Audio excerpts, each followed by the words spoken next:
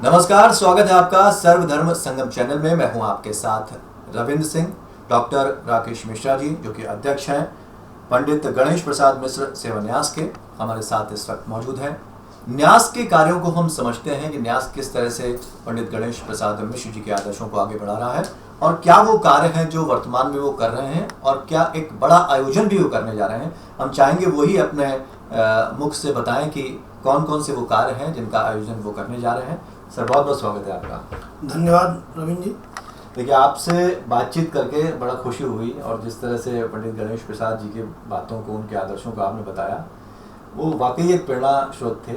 आप जो न्यास कार्य कर रहा है, हम जानना चाहेंगे उसके बारे में कि किस तरह से आप लगातार दिन रात, सर्दी गर्मी, कोई भी मौसम हो, आप निरंतर उन कार्यों को जारी रखे हुए हैं। ये जो ऊर्जा आपको मिलती है, कैसे मिलती है और कैसे आप उन कार्यों को आगे बढ़ा रहे हैं? मैं सबसे पहले कहूं कि पूज्य दद्दा जी का स्वर्गवास के बाद हमारी माता जी श्रीमती शांति मिश्रा, जो बड़ी ही देवतुल्य वात्सल्य युक्त माता जी थी, उन्होंने सब संघर्षों में दद्दा जी का साथ दिया। चाहे दद्दा जी गांधी हत्या में जेल गए हों, चाहे इमरजेंसी में फरारी काटते हुए उन्होंने जो है संघर्ष किया, चाहे पत्रक बांटते समय बस में जल गए और उस समय उनकी अस्पताल में जो देखरेख की, गिरफ्तारी के वारंट होते हुए। तो माताजी के मन में था, जब पिताजी 6 माह तक अस्पताल में भर्ती थे तो उनको लगा कि अब उनको बचना नहीं है। लेकिन कई लोग दद्दा जी के जो पैसे वगैरह लेके गांव में रहते थे, पैसे जब लौटा नहीं आए तो उन्होंने कहा भैया सब पैसे से एक जो है संस्था बना के दद्दा जी की सेवा के काम में ही लगा दो। गरीबों की जो उनकी इच्छा है, जो बोलते रहते हैं कि हमारी गाय कहाँ है, हमारे गाँव के लोग कहाँ हैं, हमारी खेती की कहाँ है, उसके लड़के की शादी हुई कि नहीं हुई, उसकी ये दिक्कत थी वो दूर हुई। इस सब कामों से माताजी बोली एक संस्था बना के और आप जो है इस काम में लग जाओ। तो माताजी की ही प्रेरणा इसमें मूल रूप से है। श्रीमती शांति मिश्रा जी की प्रेरणा से 17 मार्च 2017 को इस न्यास की स्थापना हुई और हमने सतना, हमारी कर्मभूमि है, सतना में इसका मुख्यालय बनाया। नेह निकुंज भवन में आज भी इसका मुख्यालय है, जहाँ पे सब एक्टिविटी चलती है। आपको एक और बात बता दूँ, हमने तुरंत ही एक स्वास्थ्य शिविर नौगांव में दद्दा जी के नाम से स्थापित श्री गणेश ITI में किया और तुरंत 1.5 महीने बाद माता जी भी का 15 अप्रैल को स्वर्गवास हो गया। ऐसा कह सकते हैं कि माताजी पिताजी साक्षात ईश्वर के अंश थे और माताजी ने जो प्रेरणा दी, जिस पौधे को लगाया वो चली गई। लेकिन हमें लगता है कि दिन पर दिन एक पौधा नहीं, रोज नए पौधे लगते हैं और हम एक बहुत बड़ा वृक्षारोपण का अभियान सतना में चलाते हैं। 3700 पेड़ हम 3 साल में लगा चुके हैं, लोगों के खुद के खर्चे से, सहयोग से उनको जोड़ते हुए। और हमने जो सबसे बड़ी बात की कि उन पेड़ों को लगाया तो है, पेड़ों की रक्षा करने के लिए ग्रीन एम्बुलेंस चलाते हैं, जो ग्रीन एम्बुलेंस प्रतिदिन एक एक पेड़ की देखरेख करती है, फोटो लेती है, उस पर खाद, बीज, जो भी चीज़ ज़रूरत होती है वो उनको लगाती है। हमने अभी तक 41 बड़े स्वास्थ्य शिविर आयोजित किए। मेदांता अस्पताल Gurgaon, Shri Balaji action cancer hospital नई दिल्ली, इनके डॉक्टरों की पूरी टीम बस में चलते फिरते अस्पताल के रूप में हम अभी तक जो है सतना और नौगांव में कैंप लगाए। सदगुरु सेवा संघ चित्रकूट, एल्प्स इंटरनेशनल दिल्ली के सहयोग से कानों के लिए हम मशीनों का निःशुल्क उपचार करा चुके हैं। हमने हर व्यक्ति की तकलीफ समझी है कि बुढ़ापे में केवल 2 ही चीज़ों की तकलीफ रहती है आदमी को, उसकी आंखें खराब होती हैं और उसके कान खराब होते हैं। अगर उसको सही सुनाई देता हो तो उसका जीवन बदल जाता है, अगर उसको सही दिखाई देता हो तो उसकी ज़िंदगी में नई खुशियाँ हो जाती हैं। और माताजी पिताजी की प्रेरणा से आज हम कह सकते हैं कि लगभग 10,000 लोगों को हम चश्मे, कान की मशीनें और उनका ऑपरेशन करा चुके हैं। प्रयागराज में माघ मेला 7 साल से हम वहाँ पे हर साल स्वास्थ्य शिविर लगाते हैं। साधु बाबाओं को भोजन भंडारे बहुत लोग कराते हैं, लेकिन हमें मालूम हुआ कि इन बाबा जी लोगों को तकलीफ़ है, इनको ठंड में नहाते नहाते स्किन में प्रॉब्लम होती है, तो हमने स्किन के डॉक्टरों को दिखा के इनका पूरा इलाज कराया। हमने इनको चश्मे और कान की मशीन, दवाइयाँ, ये पूरी व्यवस्था की। सतना जिले के इस साल हमने 14 बड़े शिविर आयोजित किए और ऐसा कोई शिविर नहीं था जिसमें 500 से कम लोगों को इलाज कराए हुए, मशीनें दी हुई। मैं अपने उन सब सहयोगियों को धन्यवाद देना चाहता हूँ, विशेष रूप से श्री सदगुरु सेवा संघ को और श्री अनूप नारंग जी को, एल्प्स इंटरनेशनल के, जो जब भी हम कहते हैं, जिस मरीज को कहते हैं उसको कान की मशीन चश्मे और आँख की दवाई वगैरह उपलब्ध कराते हैं। केवल दवाइयाँ चश्मा तक नहीं है, हमने लोगों के मोतियाबिंद, कांचियाबिंद, एक्सीडेंट में खराब हुई आँखों के ऑपरेशन भी चित्रकूट में नियमित रूप से कराए जाते हैं। प्रतिदिन हम अनेक लोगों को दिल्ली के, मुंबई के, लखनऊ, चंडीगढ़, भोपाल अनेक अस्पतालों में, बड़े अस्पतालों में इलाज के लिए भर्ती कराते हैं। बालाजी कैंसर इंस्टीट्यूट हमारे द्वारा भेजे गए मरीजों को फ्री में कैंसर की पूरी दवाई करते हैं। आयुष्मान कार्ड धारक लोगों को उसमें प्राथमिकता देते हैं।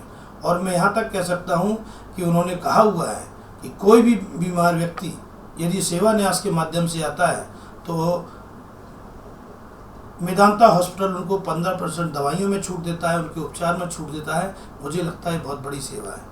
दद्दा जी ने जो रास्ता बताया कि नर सेवा नारायण सेवा, इसके आधार पर हमने सतना में एक चलता फिरता मुफ्त अस्पताल चलाया था। एक बस में पूरी जांच की सामग्री रहती थी, दवाइयाँ रहती थी। वो इतना सफल प्रयोग हुआ, उसको देखते हुए इस साल हम 18 जुलाई को पूज्य दद्दा जी के 100वीं जयंती पर एक चलता फिरता मुफ्त अस्पताल का उद्घाटन करने जा रहे हैं। उसमें 23 प्रकार की जांचें मुफ्त होंगी। जैसे हमारा रुपए निकालने का एक एटीएम होता है, ठीक उसी प्रकार का हमारे एक हेल्थ एटीएम उसमें लगाया जा रहा है। उस एटीएम में एक व्यक्ति खड़ा होता है, उसकी लंबाई, वजन, उसकी आँखें, उसके कान, उसकी हड्डियों की जांच, ऐसी 23 प्रकार की जांचें उसमें मुफ्त होंगी और तुरंत उसका प्रिंट आउट आके उसको रिपोर्ट मिलेगी। सर्दी, जुकाम, बुखार, सीजनल बीमारियों के लिए उसमें एक डॉक्टर रहेगा जो सबको फ्री में दवाइयाँ भेंट करेगा। मरीजों को 3 दिन की दवाइयाँ देंगे। और गंभीर बीमारी है तो उसमें एक टेलीमेडिसिन की सुविधा है।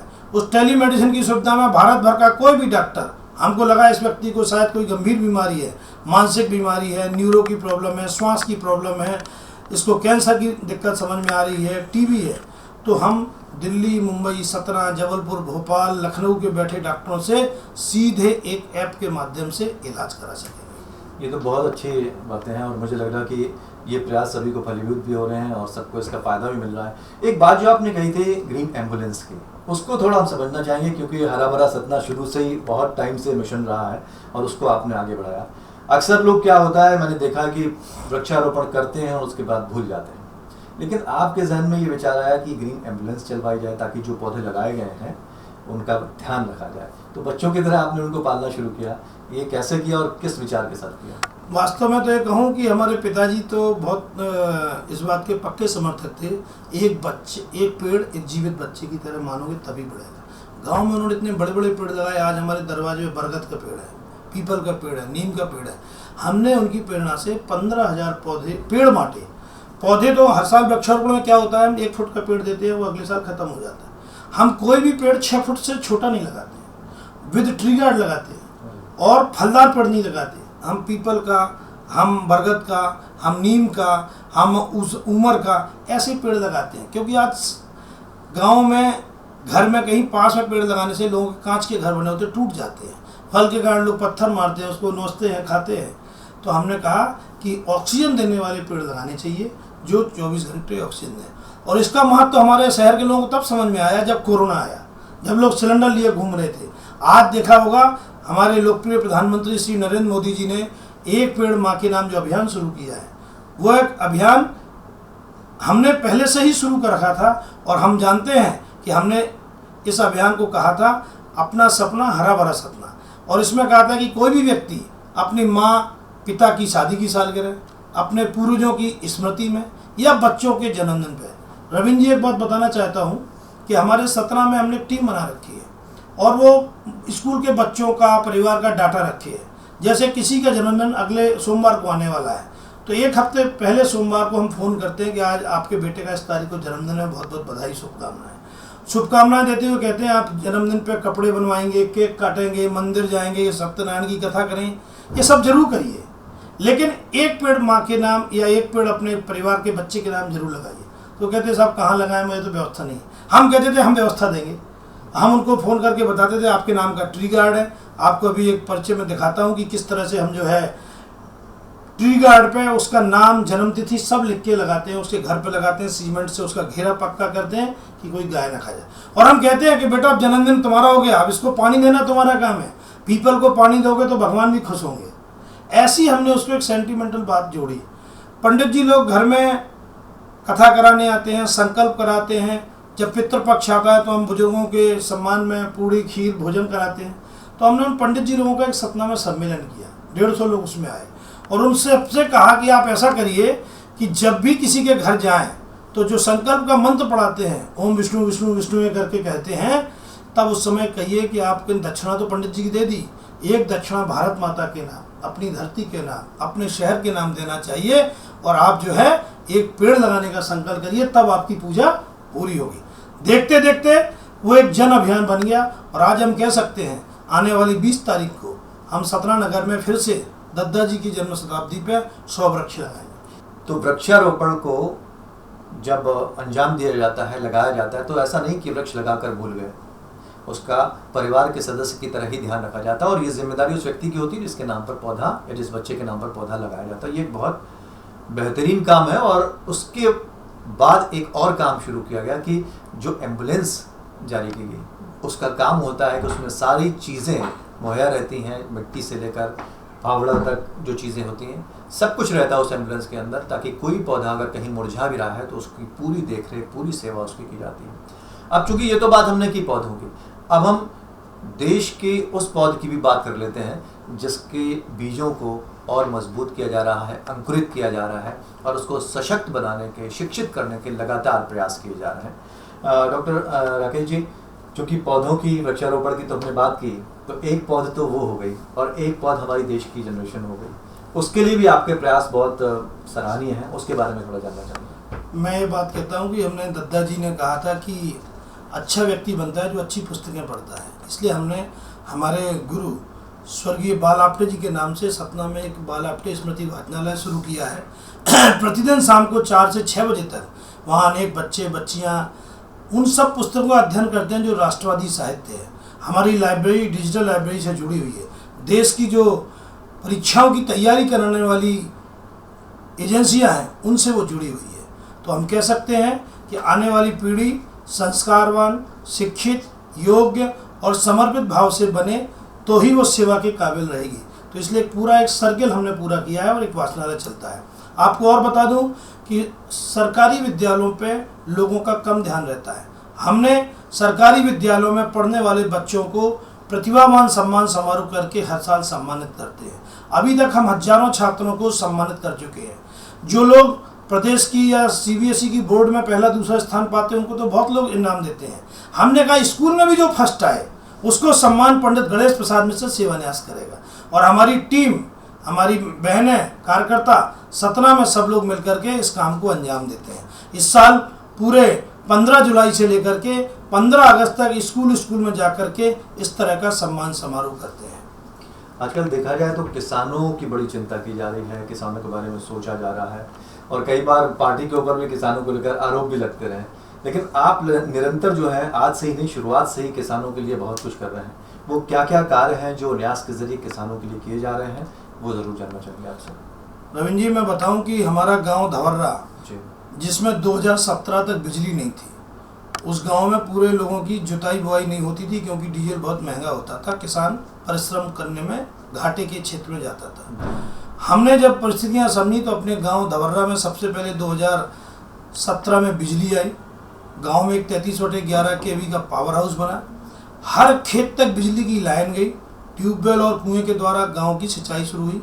हमारे गांव के किसानों की आमदनी, हम कहते हैं कि 10 गुना नहीं 100 गुना आमदनी बढ़ गई और 100 गुनी आमदनी के कारण गांव में खुशहाली आई, गांव की क्रय शक्ति बढ़ी। हम कह सकते हैं आज घर घर में ट्रैक्टर है, घर घर में अच्छी गाय है, लोग दूध पीते हैं, काम करते हैं, परिश्रम करते हैं। आपको और एक बात बता दूं, दद्दा जी के विचारों पर चल के मुझे लगा कि खेती तो कर ली लेकिन खेत की बाढ़ पे सब्जियां भी उगा सकते हैं। तो हमने किसानों को एक सब्जियों के पैकेट लाना शुरू किए और वो पैकेट आपको अभी दिखाएंगे कि उसमें 10 प्रकार की सब्जियां हैं। लौकी, तोरई, कद्दू, खीरा, ये सब चीज़ें जो उसमें हैं उनके कारण हम कह सकते हैं कि किसान ने अपने स्वयं के लिए 4-6 महीने के लिए सब्जियां खरीदनी पड़ती हैं, पैदा करते हैं। आज तक हम 5000 ऐसे सब्जियों के पैकेट घर घर जाके वितरित किए हैं और अभी हम आपको भी जाते समय देंगे और बताएंगे कि इसको अपने गमले में लगाइए, खूब तोरी, लौकी और फल उगाइए। इस तरह से सब्जियों के बीज हमारे के द्वारा हर समय दिए जाते हैं। एक किसानों को आत्मनिर्भर बनाने की जो दद्दा जी की कल्पना थी हम उसी भाव को आगे बढ़ा रहे हैं। वो कहते हैं केवल गेहूं अनाज उपजाने से काम नहीं चलेगा, इसके साथ साथ दूध पैदा करना पड़ेगा, इसके साथ जो है हमको अन्य साधन पैदा करने पड़ेंगे। गांव में हमारे गड़रिया हैं, भेड़ पालते हैं, भेड़ की ऊन बड़ी महंगी बिकती है, उसके कंबल बनते हैं, उस दिशा में वो काम करते हैं। सरकार की बहुत सारी नई नई योजनाएं आ रही हैं, सोलर पंप आ रहा है, तो घर घर सोलर पंप लगना चाहिए ताकि बिजली की भी खपत कम हो, बिल कम आएंगे। तो किसानों के लिए जब हमने दद्दा जी की जन्म शताब्दी मनाने की सोची, तब बुंदेलखंड के किसानों को समृद्ध किसान समृद्ध बुंदेलखंड सम्मेलन करने की योजना की। आने वाली 18 जुलाई गुरुवार को धवर्रा में एक 2000 किसानों का बृहद सम्मेलन होगा, जिसमें भारत सरकार के कृषि राज्य मंत्री, उत्तर प्रदेश के उप मुख्यमंत्री, मध्य प्रदेश के कई वरिष्ठ मंत्रीगण उसमें आने वाले हैं। ये तो आएंगे दद्दा जी को श्रद्धांजलि देने, लेकिन सच्चे अर्थों में भारत सरकार के कृषि वैज्ञानिक, कृषि विज्ञान केंद्रों में नई नई फसल और प्रयोगों को करने वाले वैज्ञानिक लोग, प्रोफेसर लोग, बांदा के कुलपति महोदय, रीवा के प्रोफेसर, पंतनगर कृषि विश्वविद्यालय उत्तराखंड के कृषि वैज्ञानिक, शिलोंग मेघालय यूनिवर्सिटी के वाइस चांसलर, ये सब लोग हमारे धवर्रा गांव के आसपास के जो 50 गांव के बुंदेलखंड क्षेत्र है, जिसमें उत्तर प्रदेश और मध्य प्रदेश का भाग है, उनके किसानों को सवेरे 10 बजे से शाम को 6 बजे तक अलग अलग सत्रों में अलग अलग विषयों की जानकारी दी जाएगी। और एक बात बता दूं, बुंदेलखंड में 2 बड़े किसानों को पद्मश्री अवार्ड मिला। हमारे प्रधानमंत्री श्री नरेंद्र मोदी जी ने सतना के श्रीमान बाबूलाल दाहिया जी को धान की 150 किस्में विकसित करने के लिए, बचाने के लिए पद्मश्री दिया। वो उस कार्यक्रम में आयोजित आने वाले हैं, वो अपने अनुभव से किसानों को बताएंगे कि बीजों का संरक्षण कैसे करें। बाजार में नकली बीज से बड़ा नुकसान होता है, नकली खाद से नुकसान होता है, तो बाबूलाल जी हमें मार्गदर्शन करेंगे। श्रीमान उमाशंकर जी बांदा के रहने वाले हैं, उमाशंकर पांडे जी ने खेत पर मेड़ और मेड़ पर पेड़ के कॉन्सेप्ट पे पद्मश्री पाया है। हमारे दद्दा जी भी यही कहते थे कि हर खेत के चारों तरफ बंधी बनाओ, मेड़ बनाओ। गर्मियों पर किसान को मिट्टी पलटना चाहिए, मिट्टी पलटेगा, मेड़ पे पेड़ लगाएगा, सब्जियां लगाएगा, पानी भरेगा, पोषक तत्व आएंगे तो उन्नति होगी और खेती की आमदनी बढ़ेगी। तो इस प्रकार से जो है हमारे पद्मश्री लोग भी उस कार्यक्रम में आने वाले हैं। एक चीज़ और किसानों के साथ देखी जाती है कि एक तो बीज की आपने बात करी, उनको मिट्टी की समझ उतनी नहीं हो पाती कि मिट्टी में अगर अंकुरित नहीं हो रहे हैं पौधे या फसल नहीं उग पा रही है, क्या परेशानी है, मिट्टी की बीमारी क्या है। इसको लेकर भी एक योजना शुरू की गई थी, जो एम्बुलेंस निकलती थी, मिट्टी की जांच करती थी। क्या जैसे आपने ग्रीन एम्बुलेंस चलाई, क्या इस तरह से और भी किसानों के लिए भी कुछ चीज़ें कर रखी? आज भारत सरकार 24 घंटे चलने वाले किसान चैनल भी चला रहा है, गांव-गांव तक कृषि विकास अधिकारी जाते हैं। हमारा जो क्षेत्र धवर्रा नौगांव है, वहाँ एक बहुत बड़ा कृषि विज्ञान केंद्र है, वहाँ के वैज्ञानिक बड़े जागरूक हैं, मैंने स्वयं देखा है। वो गांव-गांव जाके लोगों को ट्रेनिंग देते हैं, उनके खेतों में प्रयोग कराते हैं और उन प्रयोग के आधार पर उनको सक्सेस स्टोरी के नाते सम्मानित भी करते हैं। ऐसे सब किसानों को 18 जुलाई को हम भी सम्मानित करने वाले हैं और हम चाहते हैं कि जो भी किसान उस दिन दद्दा जी की जन्म शताब्दी पे आएंगे, उनको घर जाते समय हम प्लास्टिक का प्रयोग ना करें, उसके संकल्प के साथ एक कपड़े का थैला भेंट देंगे, उसमें सब्जियों का बीज रहेगा, उसमें हम उनके लिए एक भगवान श्री राम का चित्र देंगे, क्योंकि दद्दा जी स्वयं कार्य सेवा में गए थे अयोध्या में, हमारे गांव के लोग सत्याग्रह करने के लिए गए थे, उसको याद कराने के लिए हम उनको भगवान राम का चित्र भेंट देंगे। और उनको जाते समय शाम को जब घर जाएंगे 6 बजे के बाद, तो एक उनको 6 फुट ऊंचा वृक्ष देंगे। आइए अपने खेत में पेड़ लगाइए, आप भी उसके नाते दद्दा जी को याद करिए और उनके सपनों को साकार करिए। एक और सवाल ये पूछना चाहेंगे, क्योंकि आपने प्लास्टिक की बात की, मैंने ये भी पढ़ा है कि प्लास्टिक को दोबारा ख़त्म करने के लिए, उसको छोटे छोटे पार्ट में बांट देने के लिए एक मशीन भी लगाई गई है गाँव में, वो उसके बारे में थोड़ा बताएं। बहुत आपको याद है, आपको बताऊं कि ये प्लास्टिक का चूरा बना करके फिर से उसको रिसाइकलिंग करके दूसरे काम में उपयोग किया जाए, अच्छा है। मेरी बड़ी कोशिश रहती है कि गांव में लोग शादी ब्याह जन्मदिन मरण दिन में प्लास्टिक के दोना पत्थर का प्रयोग ना करें, लेकिन कुछ चीज़ों में शॉर्टकट होता है, लोगों को ज़रूरत होती है तो लोग करते हैं। अब जब गांव में दोना पत्थर प्लास्टिक के आ ही गए हैं, तो उसको एक क्रशिंग मशीन हमने दी है। गांव के एक स्वयं सहायता समूह को मशीन भेंट में दी गई और उनको कहा कि आप जितने भी प्लास्टिक चम्मच कटोरी गिलास होते हैं उस मशीन में डालें, और जो मशीन से चूरा निकलेगा वो बाजार के भाव में बिक जाता है, उससे दोबारा उपयोग होता है, वो खेत में प्लास्टिक नहीं जा पाता है। 18 जुलाई कितना खास रहेगा और कौन कौन से वो कार्य हैं जो इस एक दिन में सबको वहाँ पर समझने की कोशिश की जाएगी और उसके ज़रिए ज़्यादा से ज़्यादा लोगों को लाभ पहुँचाने की कोशिश की जाएगी? पूज्य दद्दा जी की जैसी इच्छा होगी वैसा होगा। हम सब नौहाव के नगर के कार्यकर्ताओं ने, गांव वालों ने मिलकर के दद्दा जी के 100वीं जयंती को ऐतिहासिक बनाने के लिए, स्वयं किसानों की समृद्धि कैसे हो, इसलिए उसके लिए उनको नई नई तकनीकों की जानकारी दी जाएगी। दद्दा जी को श्रद्धांजलि लोग करेंगे, तो जैसे हमने बताया उनको सब्जियों के बीज दिए जाएंगे, नई नई तकनीक होगी। गाँव में उत्तर प्रदेश सरकार और मध्य प्रदेश सरकार मिलकर के 10 प्रकार की प्रदर्शनी भी लगा रही है, जिसमें रोजगार बढ़ाने के लिए, जिसमें पान बुंदेलखंड में होता है, पान की खेती में कैसे आगे बढ़े जा सकते हैं, हर जिले का एक उत्पादन होता है। शिक्षा के क्षेत्र की भी उसमें चीज़ें रहीं, उसमें सैनिटेशन की भी चीज़ें रहीं। सामुदायिक विवाह का भी कुछ रहता है? हम लोग सामूहिक विवाह तो पहले कर चुके हैं, अब हमने सोचा है कि उसमें आयोजन में बहुत सारा खर्च होता है, इंडिविजुअल किसी की कोई ज़रूरत है तो उसमें हमारे लोग जाते हैं और मदद करते हैं। बहुत बहुत शुक्रिया हमसे बात करने के लिए और न्यास के बारे में इतनी जानकारी देने के लिए बहुत बहुत शुक्रिया। धन्यवाद धन्यवाद। तो ये भी कहते हैं ना कि पूत के पांव पालने में नजर आ जाते हैं।